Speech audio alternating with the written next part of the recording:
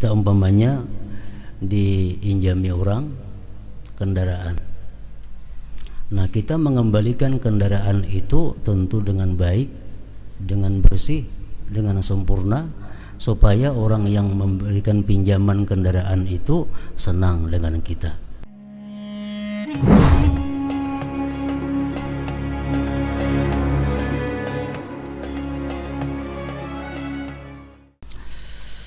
Qala al-Imam Hujjatul Islam Abu Hamid Muhammad bin Muhammad Al-Ghazali rahimahullah wa nafa'ana bi ulumih. Ali bin Abi Thalib radhiyallahu anhu wa karramallahu wajhah. Apabila datang waktu salat, maka ia guncang dan wajahnya berubah warnanya. Maka ditanyakan kepadanya, "Hai Amirul Mukminin, ada apa engkau?" Maka ia menjawab, "Datanglah waktu amanah yang ditawarkan oleh Allah kepada langit dan bumi dan gunung. Lalu langit, bumi dan gunung itu enggan untuk menanggungnya dan khawatir akan mengkhianatinya, dan saya menanggungnya."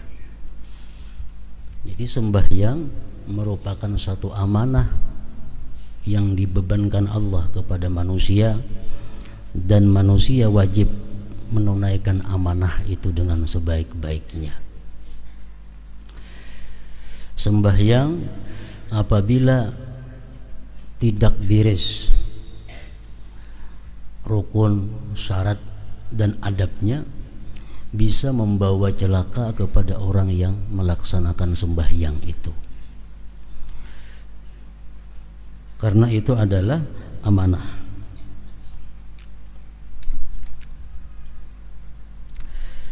Kita umpamanya diinjami orang kendaraan.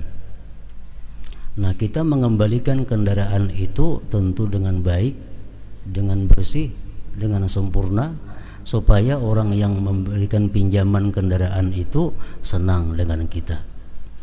Tapi bila kendaraan itu kita kembalikan dalam keadaan rusak, dalam keadaan mogok, dalam keadaan kotor, tentu orang yang meminjami itu kada senang menerima pengembalian itu. Nah, demikianlah sembahyang. Sembahyang itu adalah amanah, yang mesti ditunaikan dengan sebaik-baiknya. Dan diriwayatkan dari Ali ibn al-Husain, Ali Zainal Abidin, cucu Sayyidina Ali bin Abi Thalib, bahwasanya apabila ia berwudu, maka rupanya menjadi pucat. Lalu keluarganya bertanya kepadanya, "Apakah sesuatu yang menimpamu ketika berwudu?" Bila berwudu pucat, kenapa? Ujar nangkula ka itu. Nah, maka ia menjawab, "Tahukah kalian di hadapan siapakah saya mau berdiri?" Artinya, tahukah kalian aku ini bakal menghadapi siapa? Aku bakal menghadapi Allah Subhanahu wa ta'ala. Nah, ini menunjukkan ketinggian ma'rifat daripada Imam Ali ibn al-Husain radhiyallahu anhu. Karena para ulama sufi mengatakan, "Man arafallah habahu." Barang siapa ma'rifat kepada Allah, maka dia akan takut kepada Allah Ta'ala itu. Orang yang ma'rifat kepada Allah pasti akan takut kepada Allah. Semakin tinggi ma'rifatnya kepada Allah, semakin takut kepada Allah. Makin tinggi ilmu ma'rifatnya, makin tinggi lagi takutnya kepada Allah.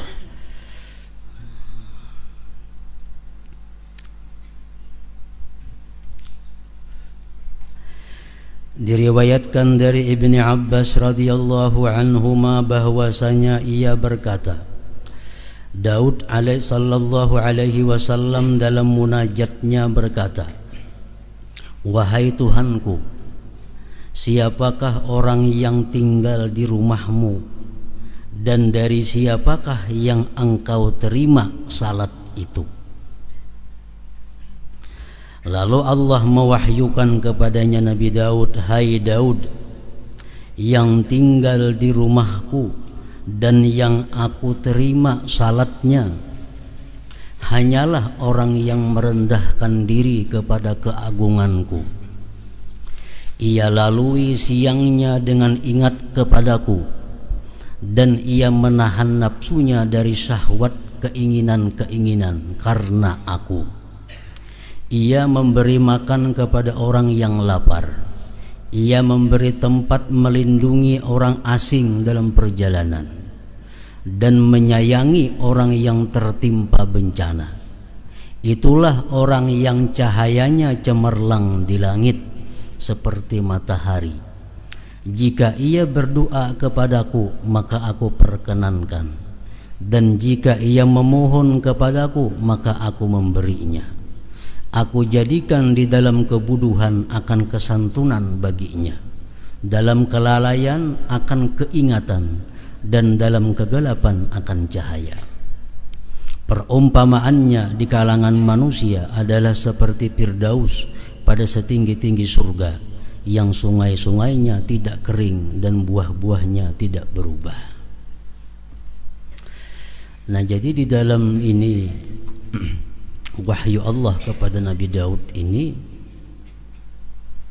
bahwa Allah Subhanahu wa ta'ala menerima sembahyang itu bukan hanya sekedar khusyuk seseorang, tetapi ada sangkut pautnya dengan kelakuan-kelakuannya di luar sembahyang.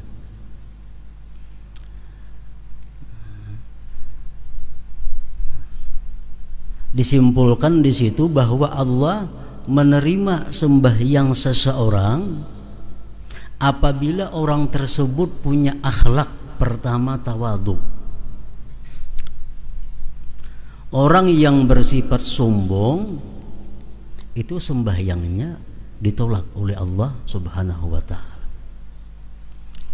Orang yang bersifat sombong, kalau inya kada bertobat sebelum sembahyang, sembahyangnya ditolak oleh Allah.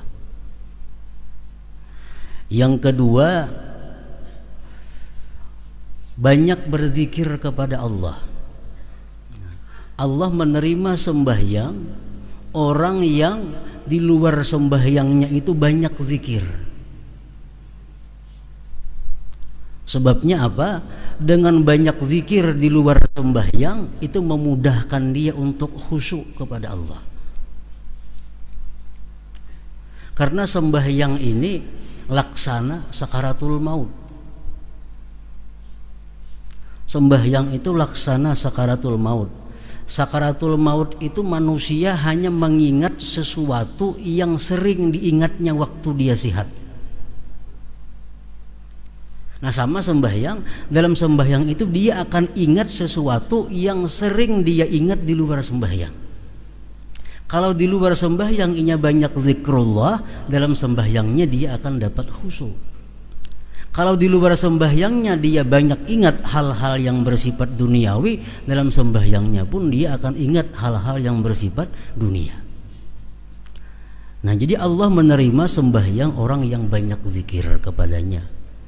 Artinya orang yang banyak zikir kepada Allah, kalau dia sembahyang, sembahyangnya jadi khusyuk. Maka itu sakaratul maut. Waktu kita menghadapi sakaratul maut itu apa yang kita ingat? Apa yang biasa kita ingat waktu sigar, waktu hidup? Kita keingatan kebun, keingatan ternak, keingatan tanaman kita, perumahan kita. Nah, waktu sakaratul maut kita kada kau mengingat Allah, yang kita ingat perumahan, kebun. Karena sakaratul maut itu adalah cermin daripada apa yang telah lalu dalam kehidupan kita. Nah, sama sembahyang macam itu juga.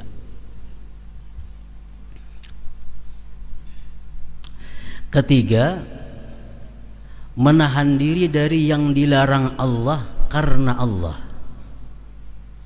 Allah menerima sembahyang orang yang mampu menahan diri dari yang dilarang Allah karena Allah. Kalau orang menggibah umpamanya, tuntung menggibah sembahyang, sembahyangnya kada diterima Allah, kecuali dia tobat dahulu sebelum sembahyang. Nah, orang berdusta sembahyang, sembahyangnya ditolak oleh Allah kalau dia belum tobat daripada dustanya. Orang mencuri sembahyang bah itu kada diterima Allah sembahyangnya sebelum dia tobat daripada mencurinya. Allah hanya menerima sembahyang orang-orang yang mampu menahan diri dari yang dilarang Allah karena Allah. Manusia banyak yang bisa menahan diri dari yang dilarang Allah tapi bukan karena Allah. Nah, ini kada masuk. Amun aku melakukan maksiat ini, mun aku melakukan ini, aku bisa dipecat orang. Nah, ini kada karena Allah. Amun aku melakukan ini, aku akan jatuh martabatku di sisi manusia. Itu bukan karena Allah. Yang dimaksud ini adalah Allah menerima sembahyangnya orang yang mampu menahan diri dari yang dilarang Allah karena Allah. Yang keempat, Allah menerima sembahyangnya orang-orang yang suka membantu fakir miskin.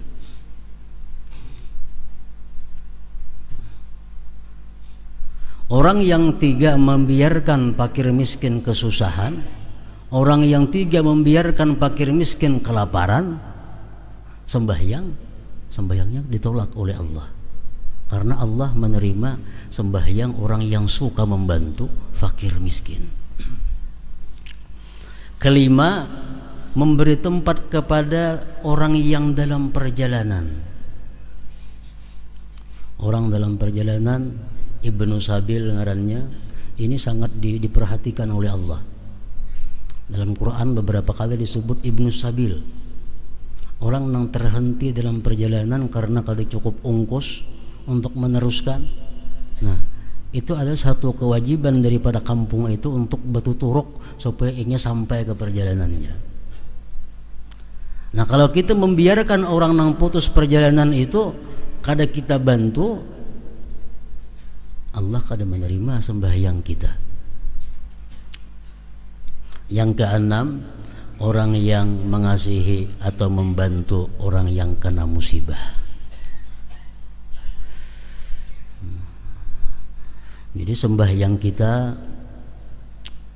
diterima oleh Allah apabila kita di luar sembahyang berakhlak, berkelakuan 6 perkara tadi.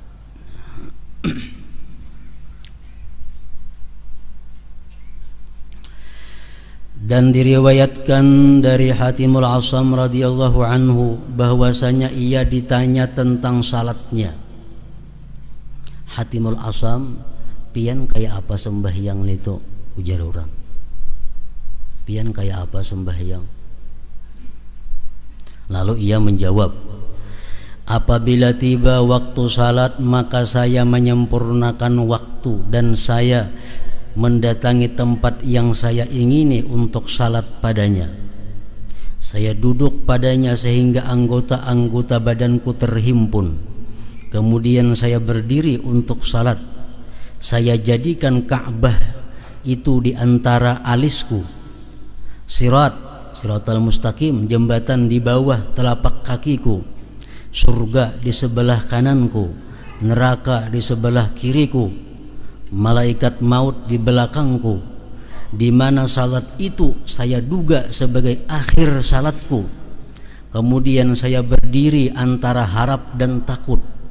Saya bertakbir dengan tahqiq, dengan mantap. Saya membaca bacaan Al-Quran dengan tartil. Saya rukuk dengan rukuk yang merendahkan diri. Saya sujud dengan khusyuk, dengan dikhusyuk-khusyukkan. Saya duduk di atas pantat kiri. Saya bentangkan punggung telapak kaki kiri. Dan saya tegakkan telapak kaki kanan atas ibu jarinya. Dan saya ikuti salat itu dengan ikhlas kemudian saya tidak mengetahui apakah salat itu diterima daripadaku atau tidak. Sidin nang sembahyang macam itu nah, sidin belum yakin sembahyang sidin itu bisa diterima oleh Allah. Padahal cara sidin sembahyang itu sudah sedemikian khusyuk, sedemikian luar biasa. Jadi jar sidin, bila aku hendak sembahyang, aku membayangkan Ka'bah itu di antara dua alis. Ka'bah di hadapan. Aku bayangkan batisku ini berjajak di titian Shiratal Mustaqim. Aku bayangkan surga di sebelah kananku, neraka di sebelah kiriku, malaikat maut di belakangku, dan aku anggap ini sembahyang yang terakhir dalam hidupku. Nah, hanya di sini aku mengangkat takbir Allahu Akbar. Kalau sidin sembahyang dengan baik, dengan khusyuk, dan itu pun sidin aku belum tahu apakah sembahyangku itu diterima Allah atau kada. Nah, apalagi sembahyang kita nang kada kakaruan, nang hendak sembahyang sawat aja bergaya, hendak sembahyang sawat aja berbuat hal-hal nang kada baik, nang kada beradab di sisi Allah. Hanya sembahyang jauh daripada hatimul asam ini.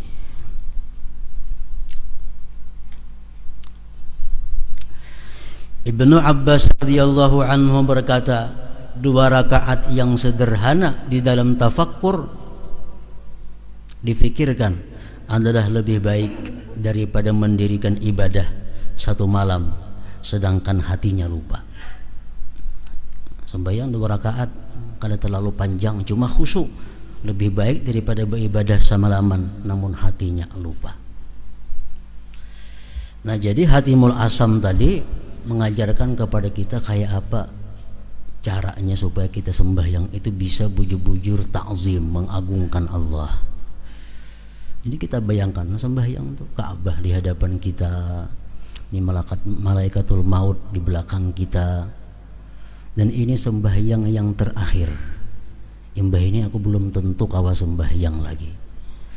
Batisku berada di titian Shiratal Mustaqim, di atas salah-salah gugur ke neraka.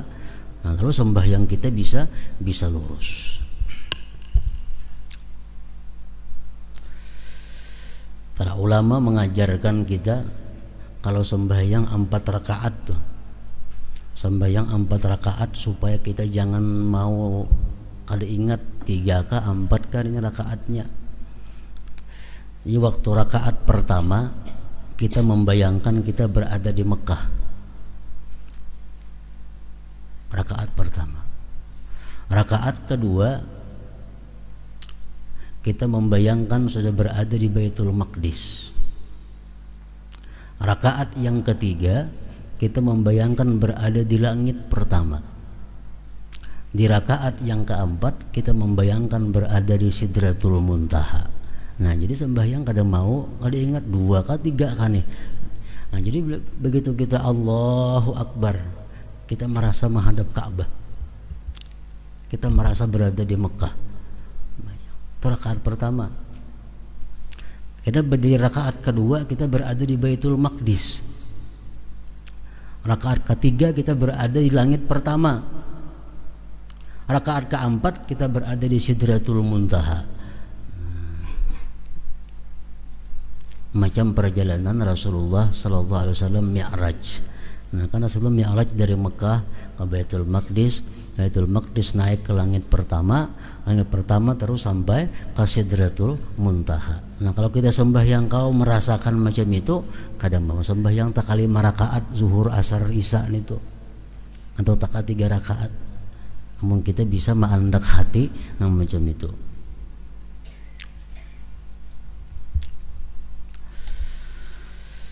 Keutamaan masjid dan tempat salat. Allah Azza wa Jalla berfirman, innama ya'muru masajidallah man amana billah wal yaumil akhir. Artinya, hanyalah yang memakmurkan masjid-masjid Allah ialah orang-orang yang beriman kepada Allah dan hari kemudian. Memakmurkan di situ banyak pahamannya. Bisa dipaham di situ adalah hanya saja orang yang jadi pengurus takmir masjid itu mesti orang yang beriman kepada Allah. Orang yang jadi pengurus masjid itu mesti orang yang beriman kepada Allah. Kenapa? Karena masjid ini adalah rumah Allah. Nang mengurusnya, nang memakmurkannya mesti orang yang beriman kepada Allah. Bila pengurus masjid ini kada beriman kepada Allah, nah itu kita banyak menimbulkan masalah-masalah mudarat-mudarat di dalam masjid itu. Masjid itu harta wakaf. Kalau kita kada kuat iman, kada usah mengurus masjid. Kipas angin masjid, kipas angin wakaf. Tikar masjid, tikar wakaf. Apalagi make masjid, make wakaf. Itu kada kawa diinjamakan. Kada kawa diinjamakan. Apa misalnya kena ada para rumah lawan masjid nak baaruhan minjam tikar jaga masjid. Nah panitia masjid harus tegas, itu kada boleh diinjamakan yang wakaf. Nah, kalau kada beriman kepada Allah, kada kawa ini pengurus masjid.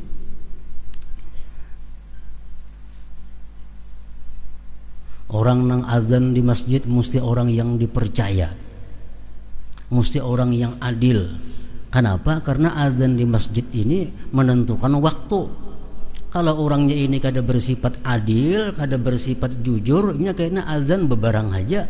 Tak dengar orang bang juga. Nah, mesti dia jujur, mesti adil, karena ini menyangkut orang banyak.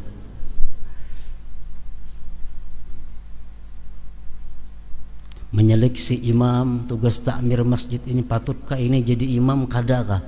Kalau kada patut ganti, membahayakan makmum. Kalau ini jadi imam banyak orang kada katuju, ganti. Kalau boleh mengganti, ampih jadi takmir masjid, ampih. Khatib ini katuju kah orang kada kah? Khatib ini cocok lawan aturan agamanya mahutbah atau kada kah?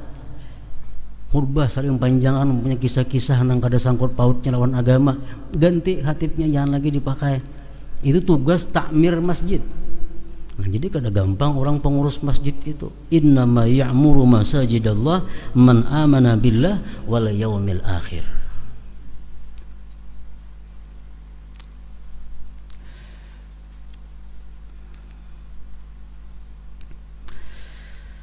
Nabi sallallahu alaihi wasallam bersabda, "Man bana lillahi masjidan walau kamabhasi qatatin banallahu lahu qasran bil jannah." Artinya, barang siapa yang membangun masjid karena Allah, walaupun seperti sarang burung umpamanya, halus masjid yang dibangunnya paling muat 5-6 orangnya. Nah, barang siapa yang membangun masjid karena Allah, walaupun seperti sarang burung, walaupun halus artinya, maka Allah membangunkannya baginya istana di surga. Asal membangun masjid itu karena Allah, ikhlas artinya, kada ada karena lain.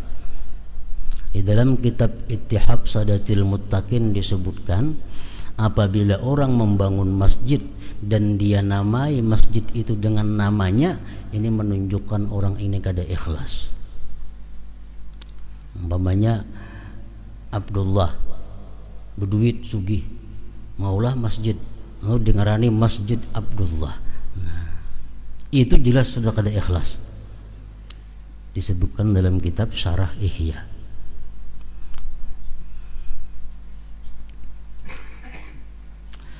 Dan Nabi sallallahu alaihi wasallam bersabda, "Man alifal masjida alifahullah ta'ala." Artinya, barang siapa yang mencintai masjid, maka Allah Ta'ala mencintainya. Dan Nabi sallallahu alaihi wasallam bersabda, "Idza dakhala ahadukumul masjida falyarka' rak'ataini qabla ay yajlisa."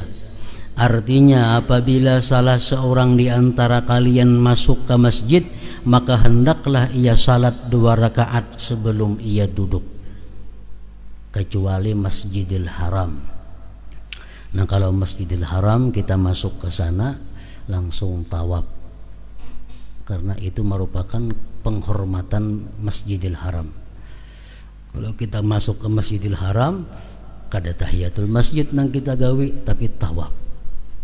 Nah, kalau kita kada tawaf, hanyar ayuh tahiyatul masjid.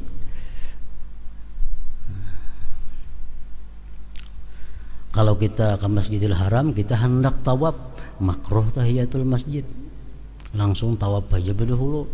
Nah, kalau kita kada hendak tawaf, nah ayuh sunat tahiyatul masjid.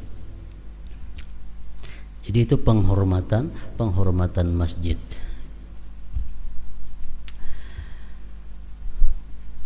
Sunat tahiyatul masjid itu ada beberapa hukumnya.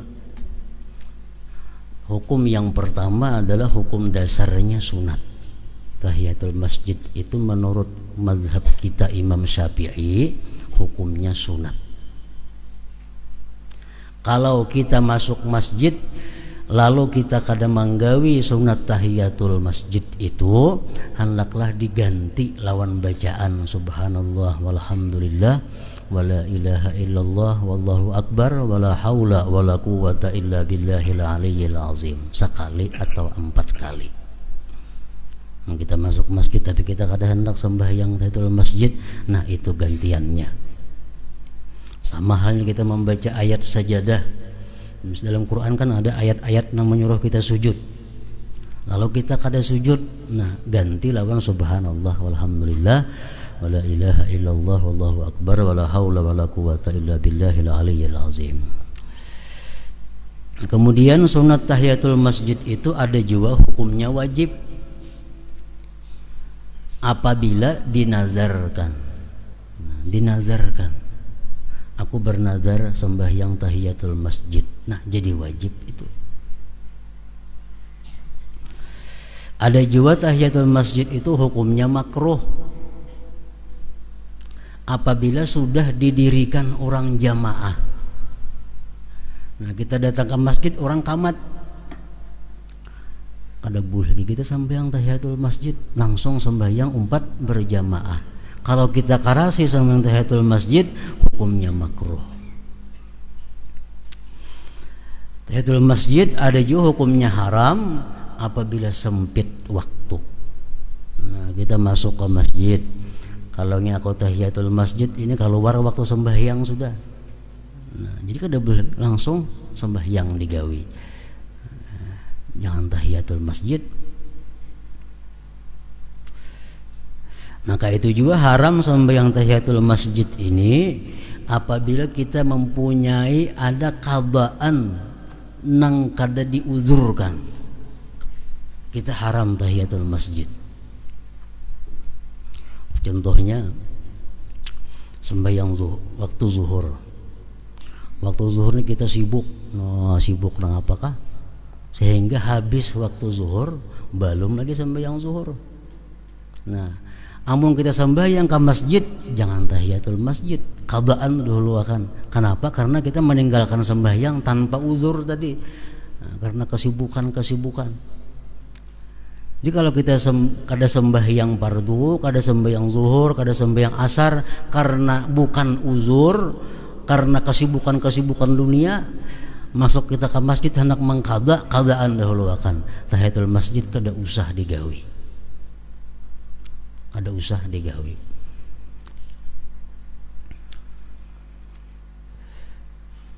Nah, jadi tahiyatul masjid hukumnya ada sunat, ada wajib, ada makruh, ada haram. Dan Nabi sallallahu alaihi wasallam bersabda, la salata li jaril masjid illa fil masjid. Artinya tidak ada salat bagi tetangga masjid kecuali di masjid. Ini hadis umum dan memberikan pemahaman bermacam-macam. Tidak ada sembahyang bagi tetangga masjid kecuali di masjid. Maksudnya adalah sembahyang fardu. Orang yang bertetangga dengan masjid itu kalau sembahyang fardu mesti di masjid berjamaah. Amunnya di rumah bang gak ada berjamaah. Nah, ulama berlain-lain pendapat. Ada mengatakan la salata tadi bacaannya tidak ada salat berarti kada sah. Orang yang bertetangga lawan masjid, inya kada turun ke masjid sembahyang berjamaah, sembahyang di rumah aja kada sah. Ada pendapat demikian. Ada yang mengatakan kada sempurna. Kalau kita sembahyang di rumah padahal kita berjiran dengan masjid, sembahyang kita kada sempurna. Jiran itu 40 Nengaran jiran masjidnya 40 ke kanan, 40 ke kiri, 40 ke muka, 40 buah rumah ke belakang. Tetangga masjid ngarannya. Jadi kalau kita tetangga masjid, kalau kita berjiran dengan masjid, orang sembahyang fardu di masjid, kita di rumah saurangan sembahyang kada berjamaah, sembahyang kita kada sempurna. Itu mazhab Imam Syafi'i. Kalau mazhab Hambali kada sah. Dan Nabi sallallahu alaihi wasallam bersabda, al malaikatu tusalli ala ahadikum ma dama bi musallahu alladhi yusalli fihi taqulu Allahumma salli alaihi Allahumma arhamhu Allahumma ighfir lahu ma lam yuhdis aw yakhruj minal masjid. Artinya para malaikat itu memohonkan rahmat kepada Allah atas salah seorang di antara kalian selama ia duduk di tempat salatnya yang salat ia padanya. Malaikat itu mengucapkan, ya Allah berilah rahmat atasnya, ya Allah sayangilah ia, ya Allah ampunilah ia selama ia belum berhadas atau sebelum ia keluar dari masjid. Kita sembahyang di masjid, tontong sembahyang kita kada berpindah duduk begana di situ aja duduknya kada berpindah-pindah, kada ke belakang kahiga kada, tatap duduk. Berapa jam aja kita duduk tatap di situ, kita didoakan terus-menerus oleh malaikat, didoakan supaya diampuni, didoakan supaya dapat rahmat, supaya disayangi oleh Allah Subhanahu wa taala selama kita tetap duduk di tempat kita sembahyang itu.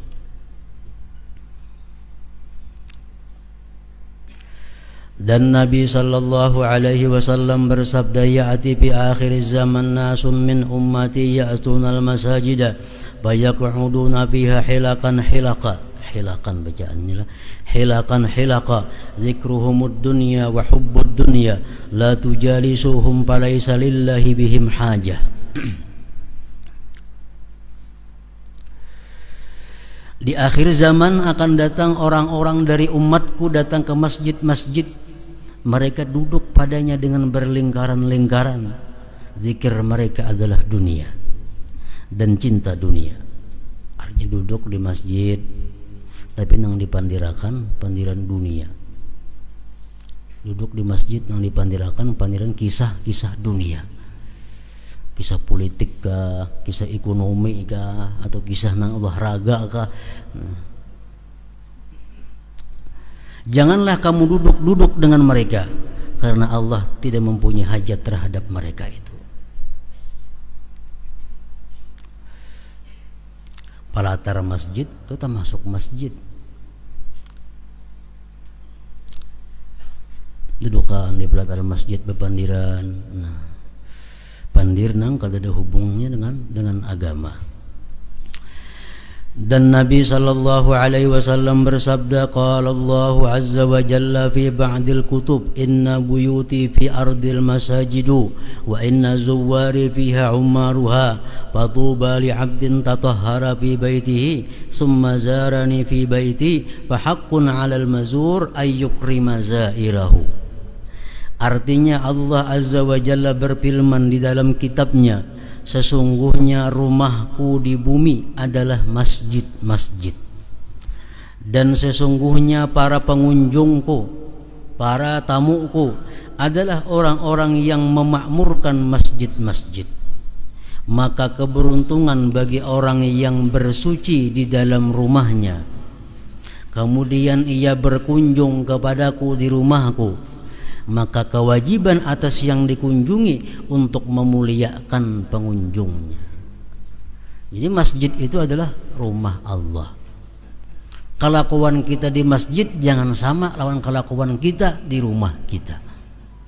Ada adab-adab masjid yang mesti dipelihara, karena ini rumah Allah. Sama kita bilang ke rumah orang, jangan kayak di rumah kita.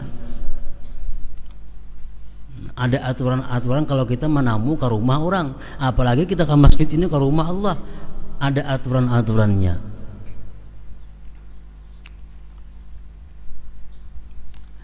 Dan Nabi sallallahu alaihi wasallam bersabda, "Idza ra'aitumur rajula ya'tadul masjida fashhadu lahu bil iman." Apabila kamu melihat seseorang laki-laki yang biasa ke masjid, maka bersaksilah untuknya dengan iman. Kita ada melihat orang zuhur ke masjid, asar ke masjid, maghrib ke masjid, hari-hari macam itu gawian orang nih. Nah, kita boleh bersaksi bahwa orang itu adalah orang yang beriman. Nah, boleh kita bersaksi itu orang-orang yang beriman.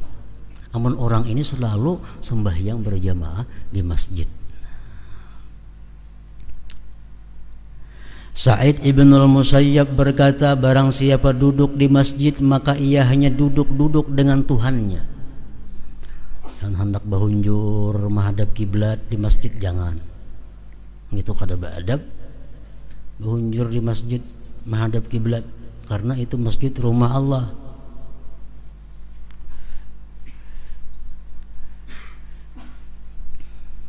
Orang nang makan bawang, orang makan bawang jangan ke masjid jar Nabi. Ada kalau tuh karena muntungnya berbau. Nah, masjid rumah Allah. Makan bawang jangan hendak ke masjid, karena masjid itu rumah Allah. Jangan hendak beruku di masjid atau di pelatar masjid, kada boleh. Ulama mengatakan itu haram beruku di dalam masjid, karena membuat kada baik masjid, membuat bau kada nyaman dengan masjid.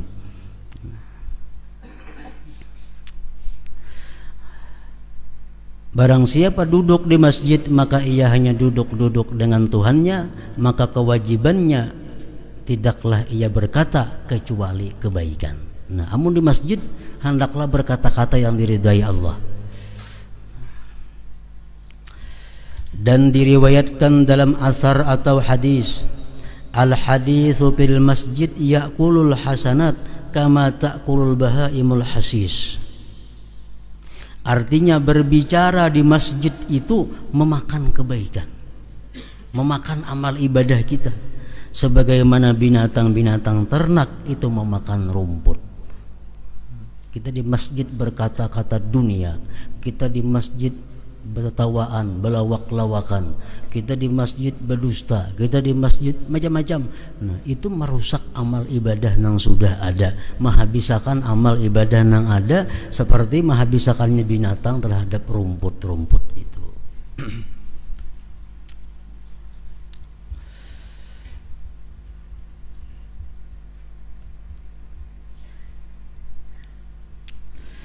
An-Nakhai berkata, mereka berpendapat bahwa berjalan di malam yang gelap ke masjid itu mewajibkan surga. Artinya apa? Lampu pajah malam tetapnya ke masjid. Nah, itu mewajibkan dia masuk surga. Lampu pajah kada menyala tetapnya ke masjid. Anas bin Malik berkata, barang siapa yang memberi lampu di dalam masjid, maka senantiasalah malaikat dan pembawa aras itu memohonkan ampunan baginya selama sinarnya di dalam masjid itu. Menukarakan bula-bula lampu di masjid,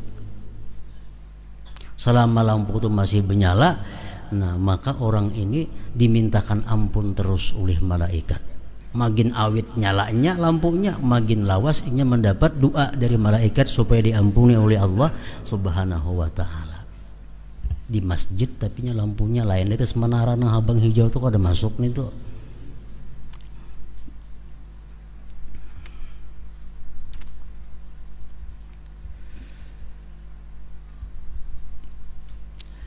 Dan Ali karramallahu wajhah berkata, apabila seorang hamba mati,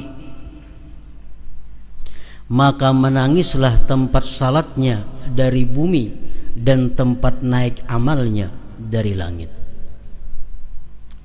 Kita kebiasaan sembahyang, kita duduk sembahyang baca Quran, di situ kita mati tempat itu menangis karena kada ada lagi orang yang menyembahyanginya, yang menempati kebaikannya. Kemudian ia membaca, "Fama bakat alaihimus sama'u wal ard wa ma kanu munzarin." Artinya, maka langit dan bumi tidak menangisi mereka, orang-orang yang berdosa kafir. Kalau orang-orang yang durjana mati, tanah kada menangisinya, bumi kada menangisinya. Dan mereka pun tidak diberi tangguh.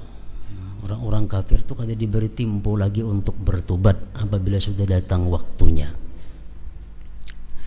Ibnu Abbas radhiyallahu anhuma berkata, bumi menangisinya selama 40 pagi. Ini kita misal di rumah. Di rumah ada tempat penyembahyangan. Kita sembahyang itu di situ di rumah biasanya. Nang mana ada berisi tempat penyembahyangan, sembahyang sunat kita di situ, sembahyang tahajud di situ, di tempat itu. Nah, kita mati, tempat penyembahyangan kita ini menangisi kita selama 40 hari. Selama 40 hari. Atha al-Khurasani berkata, tidak ada satu hamba pun yang sujud karena Allah di suatu tanah kecuali tanah itu bersaksi baginya pada hari kiamat. Makanya di masjid jangan tatap duduk. Di situ bang sembahyang seumuran duduknya. Nah, beralih-alih. Hari ini di sini, esok ini di situ, sembahyang pun di sebelah sini. Supaya apa? Banyak saksi di akhirat bahwa kita berbuat kebaikan.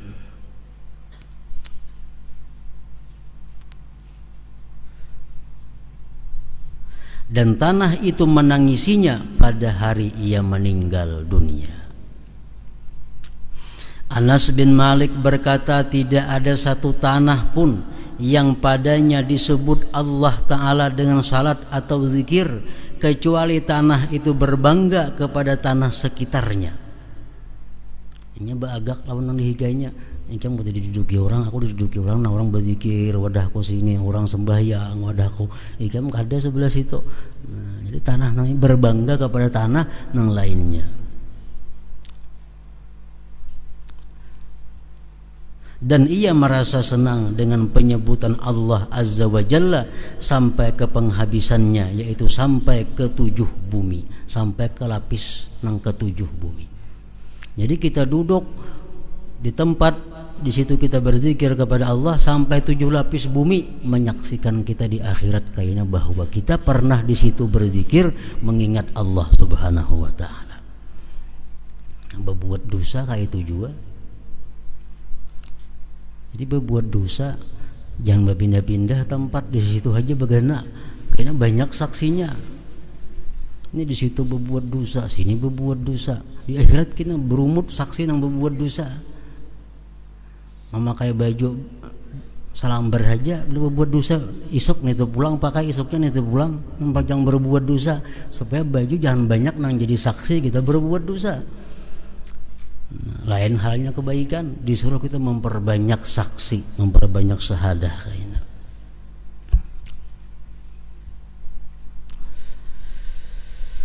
Dan tidak ada satu hamba pun yang salat melainkan bumi atau tanah itu berhias baginya.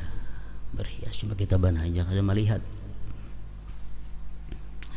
Dan dikatakan tidak ada satu rumah pun yang dihuni oleh suatu kaum melainkan rumah itu memohonkan rahmat untuk mereka atau mengutuk akan mereka.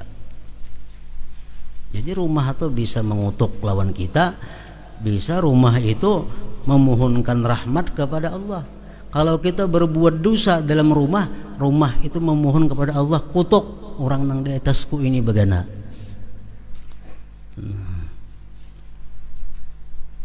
Jadi mun ada bisi bidak, bisi siwaan, jangan sembarang siwaakan. Harus diseleksi nang pacang menyiwani siapa orangnya, gawiannya nang apa, sembahyang kah, kada kah. Jangan asal ada orang menyiwa siwaakan, orang berzina di rumah situ, minum arak di rumah situ, nang apa, berjudi di rumah situ. Jadi nang bisi bidak siwaan itu mesti diseleksi. Nang pacang menyewa nih orangnya beriman atau kada, beribadah atau kada. Karena rumah itu bisa mengutuk lawan kita, bisa memohonkan rahmat. Kalau rumah itu kita isi dengan ibadah, kita isi dengan zikrullah, rumah ini bersuara, ya Allah ampuni orang yang di dalamku ini, ampuni orang yang di atasku ini. Nah kalau kita berbuat maksiat di dalam rumah itu mengutuk ini lawan kita. Allahumma la'an, ya Allah laknatlah orang yang ada di atasku, laknatlah orang yang ada di rumah ini. Jadi sama kendaraan, motor, mobil kayak itu juga.